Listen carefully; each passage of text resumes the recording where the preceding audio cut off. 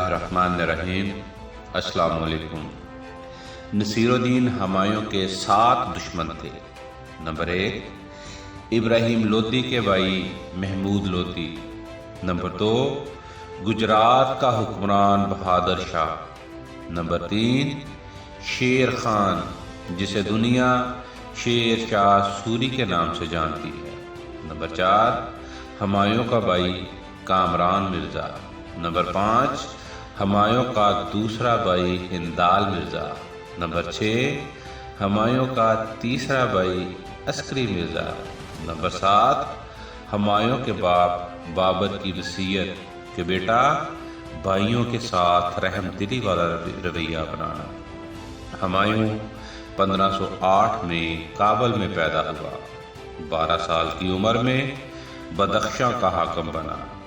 1526 میں پانی پت کی لڑائی میں اپنی بہادری کے جوہر دکھائے۔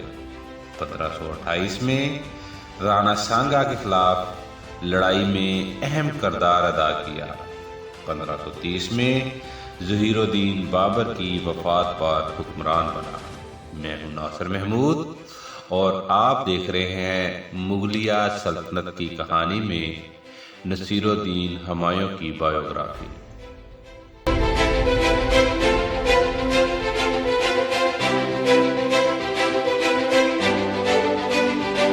نصیر الدین ہمایوں اعلیٰ طبیعت اور عمدہ اخلاق کا فرمانروا تھا، جسے علم نجوم اور علم ریاضی میں خاص دلچسپی تھی، اور اس نے عناصر اور آسمان کی مختلف صورتوں اور پردوں کے ساتھ کرۂ ارض کا نقشہ تیار کیا، اور نقشے میں ایک خاص ترتیب سے رنگ بھرے اور آسمان کے ستاروں کو ان کی لوکیشن کے حساب سے ترتیب دیا۔ ہمایوں نے پورے ہفتے کے 7 دنوں کے لیے 7 محافل ترتیب دی۔ پہلی محفل چاند سے منسوب تھی، اس میں قاصد، مسافر اور پیغام رساں جمع ہوتے۔ دوسری کی نسبت عطارد کے ساتھ تھی اور یہ اہل علم کے لیے تھی، غرض مختلف ایام میں مختلف امور کے ماہرین کو جمع کیا جاتا اور بادشاہ خود اس محفل میں شریک ہو کر حاضرین کی عزت افزائی کرتا۔ ہر محفل کے لیے مخصوص رنگوں کے کپڑے پہنے جاتے اور تمام شرکاء اسی ایک رنگ کے کپڑوں میں ملبوس ہوتے۔ ہمایوں ایک سخی بادشاہ تھا اور اکثر خطاؤں پر درگزر کرتا۔ اس نے اپنے بھائی کامران مرزا کو پنجاب، پشاور اور تغان کی حکمرانی دے دی، جبکہ کابل اور قندھار پہلے ہی کامران کے پاس تھے۔ اسی طرح سے ہندال مرزا کو میوات اور عسکری مرزا کو سنبل کا حکمران مقرر کر دیا۔ 1532 عیسوی میں ہمایوں لشکر لے کر قلنجر فتح کرنے کے لیے نکلا اور قلنجر کے قلعے کا محاصرہ کر لیا۔ اسی دوران سکندر لودھی کے بیٹے محمود خان نے افغانوں سے مل کر جونپور پر قبضہ کر لیا اور قتل و غارت گری کا سلسلہ شروع کر دیا۔ ہمایوں نے قلنجر کے راجہ سے خراج وصول کرنے کا معاہدہ کیا اور لشکر لے کر جونپور پہنچ گیا۔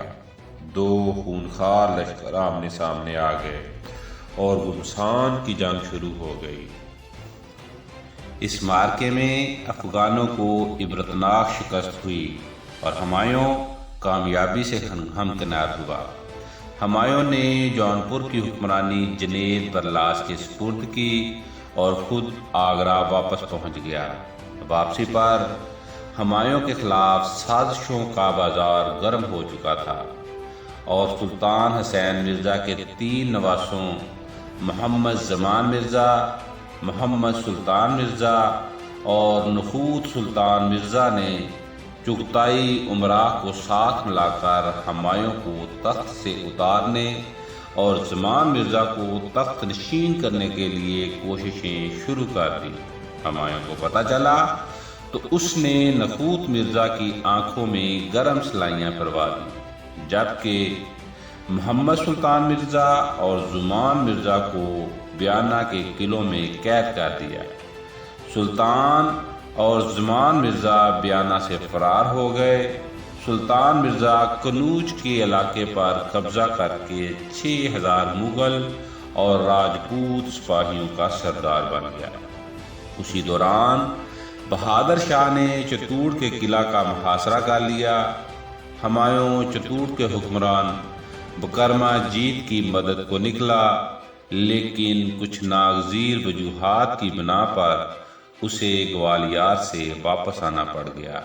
بکرما جیت نے مایوس ہو کر بہادر شاہ کی شرائط پر صلح کر لی۔ شہر مندو اور چتور فتح کرنے کے بعد بہادر شاہ خود کو بڑا حکمران سمجھنے لگا اور اس نے اپنا دائرہ کار بڑھاتے ہوئے سکندر لودھی کے بیٹے علاء الدین کو بھی دہلی فتح کرنے کا خواب دکھانا شروع کر دیا۔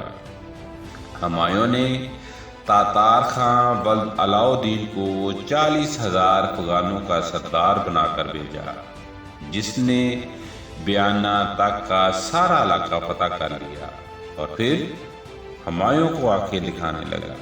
مجبوراً ہمایوں نے دوسرا لشکر ہندال مرزا کی سربراہی میں تاتار خاں کو راہ راست پر لانے کے لیے بھیجا۔ ہندال مرزا نے تاتار خاں کو قتل کیا، اس کے لشکر کو شکست دی اور بیانہ بھی فتح کرنے کے بعد آگرہ واپس لوٹا۔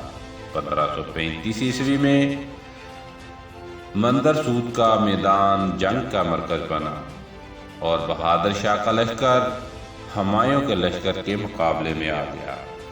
بہادر شاہ نے اپنے لشکر کے ارد گرد خندق کھودی اور اسے بارود سے بھر دیا۔ ہمایوں نے اپنے لشکریوں کو توپ خانے کے سامنے لانے کی بجائے بہادر شاہ کے لشکر کے راستوں کی ناکہ بندی کر دی اور بہادر شاہی لشکر گھوڑے، اونٹ اور ہاتھیوں سمیت بھوک سے مرنے لگا۔ ایک رات بہادر شاہ برہان پور کا حاکم مبارک شاہ فاروقی اور مالوا کا حاکم قادر شاہ 500 سپاہیوں کے ساتھ مندو کی طرف بھاگ گئے۔ بادشاہ کے بھاگنے سے گجراتی لشکر کے حوصلے پسپا ہو گئے اور گجراتی لشکر کو عبرتناک شکست کا سامنا ہوا۔ گجراتی لشکر کو شکست دینے کے فوراً بعد ہمایوں نے قلعہ مندو کا محاصرہ کر لیا۔ لمبے محاصرے کے بعد قلعہ مندو کو فتح کر لیا گیا، لیکن بہادر شاہ یہاں سے بھی بھاگنے میں کامیاب ہو گیا اور قلعہ محمد آباد پہنچ گیا۔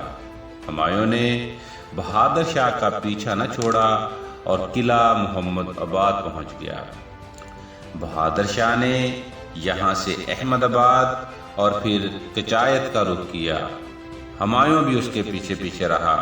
بہادر شاہ یہاں سے کمپایت پہنچا، جبکہ ہمایوں نے اپنا رخ بدلا اور قلعہ چمپانیر جا پہنچا۔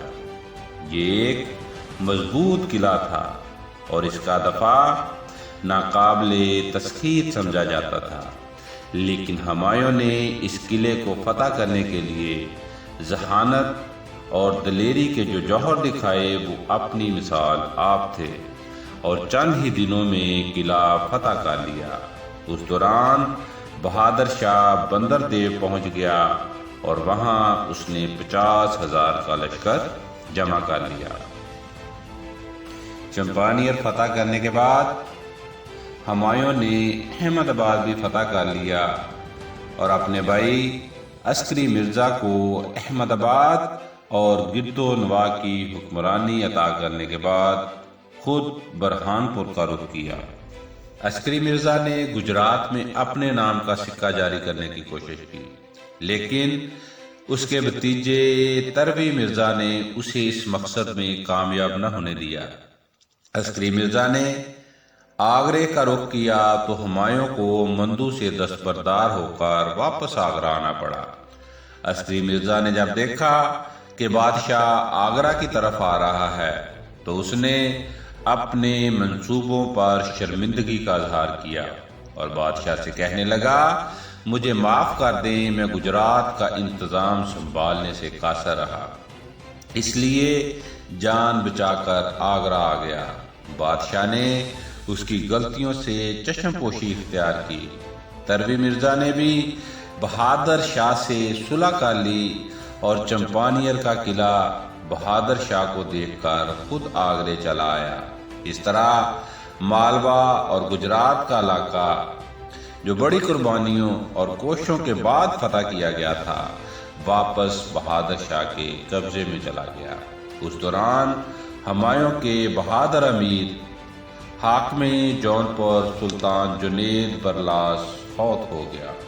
جنید برلاس کی وفات کے بعد مشرق کے تمام افغانوں نے شیر خان کو اپنا قائد بنا لیا اور تمام افغان شیر خان کی اطاعت میں آ گئے اور ہمایوں کے لیے ایک نیا محاذ کھل گیا۔ شیر خان کی بغاوت کو کچلنے کے لیے 1537 میں ہمایوں لشکر لے کر جونپور کی طرف چل دیا۔ سب سے پہلے چٹار کے قلعے کو فتح کیا گیا۔ دوسری طرف شیر خان لشکر کے ساتھ بنگال پر حملہ آور ہوا۔ حاکم بنگال سلطان محمود بری طرح زخمی ہوا اور ہمایوں کے پاس مدد کی درخواست لے کر پہنچا۔ ہمایوں نے لشکر کا رخ بنگال کی طرف موڑ دیا۔ سب سے پہلے گڑھی کے مقام پر شیر خان کا بیٹا جلال خان ہمایوں کے مقابلے میں آیا، جسے شکست دے دی گئی۔ جب شیر خان کو پتہ چلا تو اس نے بنگال چھوڑا اور چہار کھنڈ کے پہاڑوں کا رخ کر لیا۔ ہمایوں بڑی شان و شوکت سے بنگال میں داخل ہوا، لیکن بنگال کی ہوا اسے راس نہ آئی اور اس کے بہت سے سپاہی، گھوڑے اور اونٹ مر گئے۔ اسی دوران ہمایوں کے بھائی ہندال مرزا نے آگرہ میں اپنے نام کا سکہ جاری کر دیا اور دہلی پر قبضے کے لیے دہلی کا محاصرہ کر لیا اور ہمایوں کے پیر و مرشد شیخ بہلول کو قتل کر دیا۔ اسی ہمایوں کا دوسرا بھائی کامران مرزا بھی لشکر لے کر دہلی پہنچ گیا۔ ہندال اور کامران دونوں آپس میں مل گئے اور دوبارہ دارالخلافہ آگرہ کی طرف چل دیے، لیکن راستے میں دونوں بھائیوں کا اختلاف ہو گیا۔ ہندال مرزا اپنا لشکر لے کر الور چلا گیا، جبکہ کامران نے آگرے میں اپنی حکومت کا اعلان کر دیا۔ بنگال کی آب و ہوا نے ہمایوں کے لشکر کا برا حال کر دیا اور ہمایوں خستہ حال لشکر کے ساتھ واپس چل دیا۔ راستے میں شیر خان پوری طاقت کے ساتھ ہمایوں پر حملہ کرتا رہا اور اسے نقصان پہنچاتا رہا۔ ان دیگر حالات میں شیر شاہ نے ہمایوں سے ان شرائط پر صلح کر لی کہ بنگال اور رہتاس پر شیر شاہ کا قبضہ رہے گا، لیکن خطبے میں ہمایوں کا نام پڑا جائے گا، اور اس طرح ہمایوں کے لشکر نے سکھ کا سانس لیا۔ لیکن شیر شاہ نے بد عہدی کرتے ہوئے پوری طاقت کے ساتھ ہمایوں پر حملہ کر دیا۔ ہمایوں سمیت پورا لشکر دریائے گنگا میں کود گیا۔ بے شمار سپاہی لہروں کی نظر ہو گئے، جبکہ ایک شخص نظام سکہ نے ہمایوں کو ساحل تک پہنچایا۔ بچے کھچے سپاہیوں کے ساتھ ہمایوں نے آگرے کا رخ کیا۔ جب کامران مرزا کو ہمایوں کی آمد کی خبر ہوئی تو وہ آگرہ چھوڑ کر اپنے بھائی ہندال کے پاس الور پہنچ گیا، لیکن گد و نواح کے پٹھانوں نے ان کی زندگی اجیرن کر دی۔ مجبور ہو کر دونوں بھائی ہمایوں کی خدمت میں حاضر ہوئے اور معافی کے طلبگار ہوئے۔ ہمایوں نے اپنی فطری رحم دلی کی وجہ سے انہیں معاف کر دیا، لیکن مرزا کامران اپنی حرکتوں سے باز نہ آیا اور لشکر کا ایک بڑا حصہ لے کر لاہور چلا گیا۔ شیر خان نے جب بھائیوں کی نااتفاقی اور آگرہ حکومت کے ابتر حالات دیکھے تو لشکر لے کر گنگا کنارے پہنچ گیا اور اپنے بیٹے قطب خان کو لشکر کے ساتھ گنگا پار پہنچا دیا۔ اس طرح ساحلی علاقے شیر خان کے قبضے میں آ گئے۔ ہمایوں نے بھی قاسم حسین، ناصر مرزا اور اسکندر سلطان کی سربراہی میں لشکر بھیجا، جنہوں نے قطب خان کو قتل کر کے افغان لشکر کو شکست دی۔ اسی دوران ہمایوں بھی 1,00,000 کے لشکر کے ساتھ شیر خان کے مقابلے میں آ گیا۔ دونوں لشکر 1 ماہ تک آمنے سامنے رہے۔ کامران مرزا کے سپاہیوں نے یہاں بھی بے وفائی کی اور لشکر سے فرار ہو گئے، جنہیں دیکھتے ہوئے دیگر سپاہی بھی فرار ہونے لگے اور ہمایوں کا لشکر تتر بتر ہو گیا۔ نیز موسم برسات شروع ہو گیا اور مغل لشکر کے خیمے پانی میں تیرنے لگے۔ انہی حالات میں شیر خان نے مغل لشکر پر حملہ کر دیا اور مغل لشکر دریائے گنگا میں کود گیا۔ ڈوبنے سے بچ جانے والے سپاہی آگرہ پہنچے، لیکن شیر خان وہاں بھی پہنچ گیا تو مغل لشکر نے لاہور کی راہ لی۔ جب شیر خان لاہور کی طرف روانہ ہوا تو ہمایوں ٹھٹ اور بکر کی طرف چل دیا۔ یہاں دوبارہ مرزا ہندال نے بے وفائی کی اور اپنے ساتھیوں کو ساتھ لے کر قندھار کی راہ لی۔ اسے دیکھتے ہوئے یادگار ناصر مرزا اور دیگر امراء بھی ہمایوں کا ساتھ چھوڑ گئے۔ لشکر کی بے سر و سامانی اور سپاہیوں کی بے مروتی کی وجہ سے ہمایوں مالدیو کے ہندو راجا کی دعوت پر مالدیو کی طرف چل پڑا، لیکن مالدیو کے ہندو راجا نے ہمایوں کو گرفتار کر کے شیر خان کو دینا چاہا تو ہمایوں وہاں سے امرکوٹ کی طرف چل دیا۔ ہمایوں ریگستانی علاقے سے سفر کر رہا تھا، اس کے ساتھ صرف 25 آدمی تھے۔ پورے راستے میں کہیں پانی کا نام و نشان نہ تھا۔ انہی ابتر حالات میں ہمایوں پر ہندوؤں کے لشکر نے حملہ کر دیا۔ ہمایوں کے جانثار ساتھی اس لشکر کے سامنے سیسا پلائی دیوار بن گئے اور اس لشکر کو شکست دی۔ اس طرح ان کے اونٹ، گھوڑے، پانی اور خوراک ہمایوں کے ہاتھ لگ گئے، جس سے لشکر کی جان میں جان آئی۔ قافلہ اپنی منزل کی طرف رواں تھا، لیکن پانی دوبارہ ختم ہو گیا اور سپاہی پیاس سے مرنے لگے۔ لمبی مسافت کے بعد قافلہ کنویں کے پاس جا پہنچا، لیکن جب دیکھا کہ کنویں میں پانی بہت کم ہے تو قافلے کی پریشانی اپنی انتہا کو پہنچ گئی۔ جب ڈول کنویں سے باہر آتا تو سپاہی اس ڈول پر ٹوٹ پڑتے۔ کئی مرتبہ سپاہیوں کے بوجھ سے رسی ٹوٹ گئی اور ڈول دوبارہ کنویں میں گر گیا۔ کئی سپاہیوں نے کنویں میں چھلانگ لگا دی اور اپنی جان سے ہاتھ دھو بیٹھے۔ خدا خدا کر کے اگلے دن لشکر روانہ ہوا اور ایک نہر کے کنارے پہنچ گیا، جہاں گھوڑوں نے زیادہ پانی پی لیا، جس سے ان کے پیٹ پھول گئے اور وہ مر گئے۔ غرض سخت مشکلات کا سامنا کرتے ہوئے ہمایوں امرکوٹ پہنچا۔ امرکوٹ کا راجا ہمایوں سے بہت اچھے طریقے سے پیش آیا۔ امرکوٹ میں ہمایوں کے بیٹے اکبر، جسے دنیا مغل اعظم اکبر کے نام سے جانتی ہے، نے جنم لیا۔